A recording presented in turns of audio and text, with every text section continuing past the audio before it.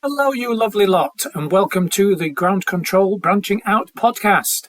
I'm your humble host, Neil Bailey, and today we are talking to Arabela Silva, the Director of Transformation and Product. So let's find out what the heck that's all about. So welcome to the podcast, Arabela. Lovely to have you on. If you could, for us, just say who you are and what you do. So who I am, that's a big question. How long have we got? Yeah, how long have we got? My name is Arabela Silva. I joined Ground Control in July last year, so just over 7 months. And I joined as Director of Transformation and Product, which is quite a long mouthful title. My background is mainly tech, and I say tech because it's broad. I've worked in consultancy, I worked in big corporate, from radio integration, testing on mobile devices, which is another big mouthful, to delivering large-scale IT stack projects, mobile apps, websites, chat agents.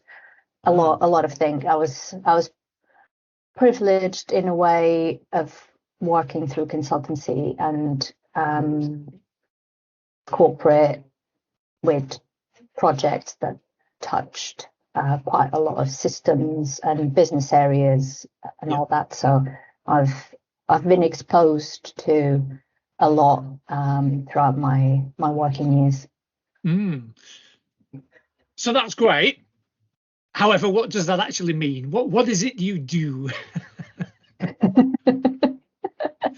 I do a lot of things. The transformation role is quite broad, and part of it is delivering the transformation projects at Ground Control, driven from all the business plans. Our technology can support the different business areas in delivering their business plans, and part of the job is to speak to the different stakeholders, different directors in those business units, and understand what is driving those changes in their business. Because it's not only about introducing a new piece of technology. That's just like a little tip of the iceberg. The big kind of effort and job is actually understanding what that is meant to give the business. And some of it is kind of just pure innovation. We're trying to introduce new technology into the way that we work, but then also the services that we offer our customers, like the drone proof of concept. So that's a little bit of fun, but it's not just for the fun. There is also something that we want to achieve as a business for ourselves, and we want to help some of our customers achieve part of their biodiversity and environmental sustainability plans. And then it's more business as usual type of things, where we're looking at the way that the business use certain systems, and we either want to improve that, to reduce the number of manual touch points, the amount of calls that people get asking questions about why haven't I received this work order, or why the visit hasn't been done, to try and automate that so that everyone enjoys their day-to-day and their job a little bit more, just not kind of constantly being hammered by customers asking the same question over and over again. So it can be any of those things, a huge breadth of different types of work. So there's a I suppose a mix of optimizing what we already have and making it work quite hard, and then the innovation of the new, what else might be needed to do that. So interesting. And did you say drone proof of concept? Yes. So what's that about? Tell me a bit about that. So we're in a partnership with a company called Skyport and a company called Field. Skyport is a British company. Field is a Norwegian company, and it's a mix of flying a drone over an area, taking the imagery and the GIS information, Yeah. feeding that into their data platforms, and from that they catalog what tree species Wow. are present, and then we can build on that data and do quite a lot of forecasting and modeling in the future. So Yeah. for now, it's been flying the drone, collecting data, and having us first pass on to, what type of tree is it. Yes. Feel that quite mature in the Nordics in that, but that's mainly spruce and pine. Yeah. So it's been a kind of learning curve for them also to learn about all the different tree species in the UK and starting to catalog that data. And that's where kind of the AI, the machine learning comes in, because when you get a new image in, then they would have learned from the previous images what the canopy looks like, the shape. Yeah. Yeah. So we've been working different teams within ground control to support that and do proof of concept. Wow. What do you find particularly interesting about the role? I'm quite interested in people and what drives them, what motivates them, and part of the transformation is actually to understand that, speak to people and understand where they're at, what their perception is, and help them through that journey. Yeah. And it's not always easy, quite the opposite, because we have so many different mindsets, lived experiences, perspectives, and I'm coming at it from kind of very high level, bird's eye strategic view. Yeah. And it's not always an immediate output to then break that down into the smaller components of, the day-to-day of that individual and that team. Yeah. What part of that drives that big strategic goal? So it's bridging that gap and in what they like, dislike, what motivates them, and how you can take them in the journey and tell the story so that they can relate to it, they can understand how they fit in, and make sure that they're heard. Yes. As much as possible in the grand scheme of things. Yeah. Isn't it fascinating? The more people I talk to, particularly within the tech, and if I can chuck in the IT world, unless you are, a pure coder, so how much of it actually is about people and relationships. It's really fascinating that that's not where you kind of your mind first goes to, and yet it seems to be a massive part of what you do. So now I'm working on the assumption that in the particular the tech field and the areas that we are looking into as a company, for example the drones, but not just that, that things are moving quite quickly. If in the tech space, what are you excited about that's kind of coming up, that's in the future? Lots of things, really. We've got quite a big tech roadmap and business change roadmap, and there is a lot that we're looking to do internally and externally with our customers and with our field teams, and starting to see all of those things coming together and making people's day-to-day jobs easier. I'm not looking at next month, 3 months, end of next year, that it will be a very different shape. And that's where my lens is focused at. In a year's time, in terms of technology, we'll be introducing lots of different tools in the background, taking teams from their kind of current ways of working onto new applications like Upscape, and helping them move on to Dynamics 365 and all of the features that opens up, and all the insights that will open up also. So we're making a lot more data-driven business decisions at click of a button instead of multiple macros, Excel sheets, all that hard work should be a lot less hard. Yeah. What would you say are your current challenges? whether it's achieving that, whether it's just in the role, but what would you say are your kind of current main challenges? I think the main challenge is how much we would like to get done versus Right. how much we can effectively get done. There is a gap there, and understanding that gap and helping other people around the business and in IT to understand that gap and make the right decisions. Because, if everyone wants everything done for tomorrow, that's just not going to happen. But what can we do tomorrow that will give the business benefit that's really, really needed, and then continue building that up? Yeah. So that is the biggest challenge. Ideally, I would like to get everything done yesterday, but I also know that's not possible. So I need to pace myself, and I need to put a picture together that also helps the rest of the IT team and the business units to pace themselves and make right decisions today that will have better fruits in the longer term. Yeah. So those decisions today to benefit in that year's time or even longer. Yeah. And a little bird told me about a Women in IT network. Yes, that was an opportunity that I was given by Chris through feedback that he had speaking to people personally, and also through employment engagement feedback. It is a very male-dominated field still. Yep. And especially leadership positions.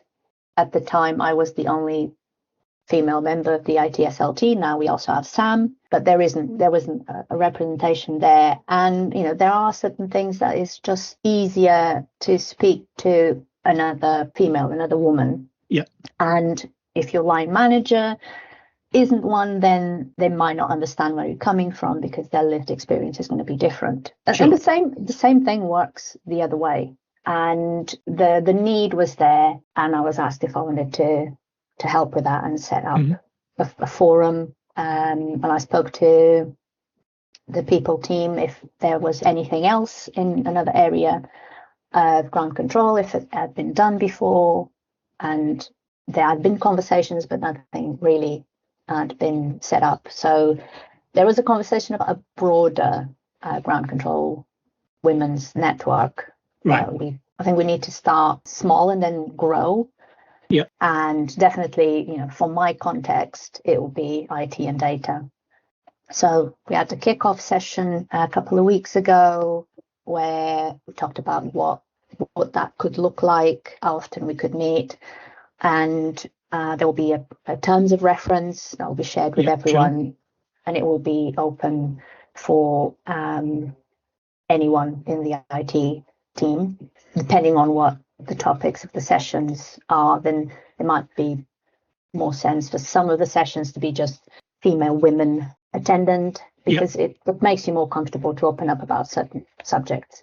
But it's officially started, and now setting up regular get-togethers so that we can go through the action plan, what we want to get out of the network, where people need support, and cover that gap that some people feel that they have, and then maybe expand those learnings to other areas of ground control where they can create their own network, or even a company-wide network. Yeah. So in your opinion, for that, what would success look like? So one thing that I debated with Chris was around especially the document of the terms of reference. He said that some parts of it read a little bit like a job spec, Okay.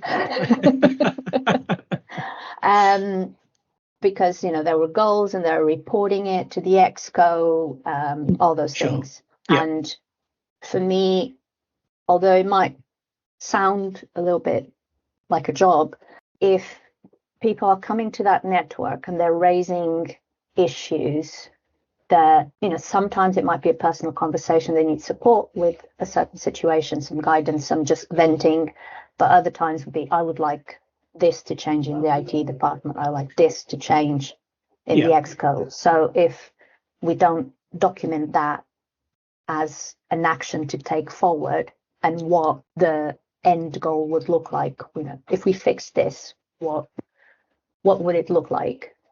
Then there would be some point to the employee network, but it would just become like a coffee chat. Yeah. It wouldn't drive change. Yeah. So for me, success would mean that those key changes in the business and in the IT department I've taken forward, people feel like they've been listened and they can see something changing. Yeah. And since I'm actually curious anyway, following on from that, if there was some women out there listening to this podcast and interested in getting more into the world of tech as a career, I'm going to go the obvious route. What advice would you give, or what advice would you have liked when you started? Well, funnily enough, when I was younger, I'll say 10, 12, I wanted to be a fashion designer. Mm-hmm. And I was very artistic, drew a lot, and that was my thing. I wanted to be a fashion designer. Okay. And then I started playing around with tech, and I also liked that. Yeah. So I had a bit of a decision. Okay, which way am I going to go? I like both. My parents very obviously took me down the tech route because, especially according to my mum, if I got a good job in tech, I could afford nice clothes. I'd have to work a long time in a cafe to pay for the bills while I was getting my fashion designer, trajectory. Yes. So I did end up going into tech. I was, in a way, fortunate that I didn't have anyone that I actually looked up to or in my immediate family that told me, why are you doing that? Tech isn't for girls. Right. Yeah. But I have friends and colleagues that they had quite a lot of challenges. They were interested in tech. They want to do it, but they felt quite judged. Sure.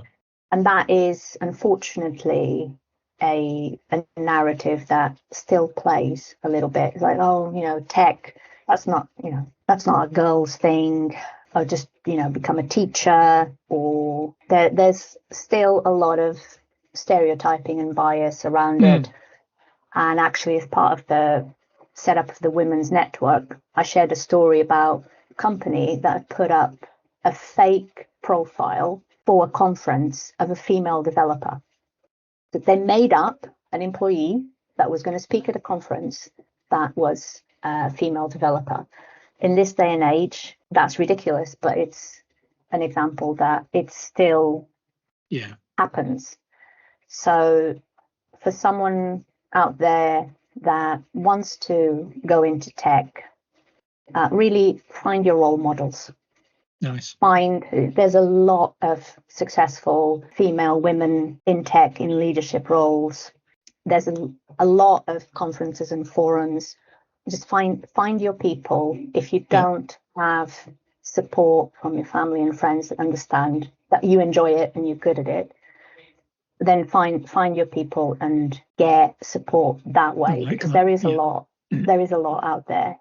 Yeah. And I know I was fortunate and didn't have really those. I did have people that questioned it, but they weren't in my immediate circle. So it was like, I'm doing it. Yeah. I'm okay with it. Don't see what your problem is. I'll just carry on. Yeah. But that is my experience. I know a lot of people that haven't had that experience. Yeah, I'll bet. And the worst part is that, unfortunately, there's quite a lot of female bias into it also. It's not only men that say, why are you doing it? It's actually, female, which is even sadder, but you can only change by changing. Yeah. So we're up to the point where it's time for the non-work related question I ask. As you mentioned it earlier, if your job was a fashion trend, what would people be wearing this season? Oh, that's an interesting question. Fashion trend. Probably edgy and comfortable. Edgy and comfortable. Okay. Yes. Bold colours, quite geometric cut Oh, designs, yeah. but comfortable. Okay. Because I don't believe in being, no pain, no gain. You get a lot more gain when you are not in pain. So Yeah. So not edgy and fashion for comfortable. fashion's sake. No. And there's actually a very interesting lady called Iris Apfel. She's 100 something now, and she has this little video thing about the difference of being stylish and fashionable. Ooh. Two very different concepts. Yeah. Interesting. Yeah. Okay, thank you for that. And do you know what? I'm going to ask you the other question anyway, because Okay. I'm really interested. If you could create an app to solve any problem that's possibly out there, what would that app be? That is another very interesting question, especially because there are a lot of apps out there. I'm not expecting you to A know them lot. all. A lot. I did work in mobile app development for a few years, Oh, there so you go. there is a lot. I'm not sure if we need any more apps, really, Okay. or if there is an app that would make a massive difference, because there is a lot of them out there that do different shades of the same thing. Sure. Yeah. What I'd probably do would be something that would bring a couple of things together to solve a problem. So potentially different apps to solve a key problem. Yes. So in my kind of spare time for the last few years, I've been volunteering a fair amount of time with homelessness prevention charities. Oh, wow. Yep. And it is a problem that every country in the world has, and no one has solved it. It's a problem that keeps growing, unfortunately.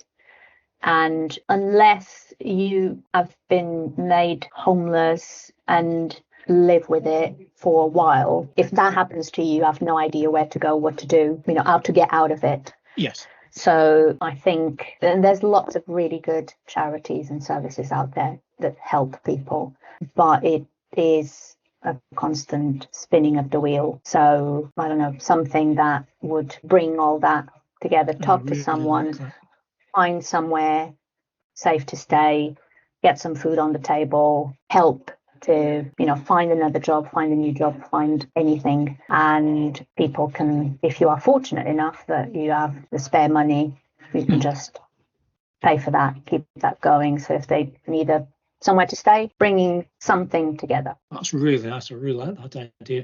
And yeah, as you say, there are so many charities, organisations out there doing it, but if you don't know how to contact every single one for what, how do you know where to start? So yeah, really nice.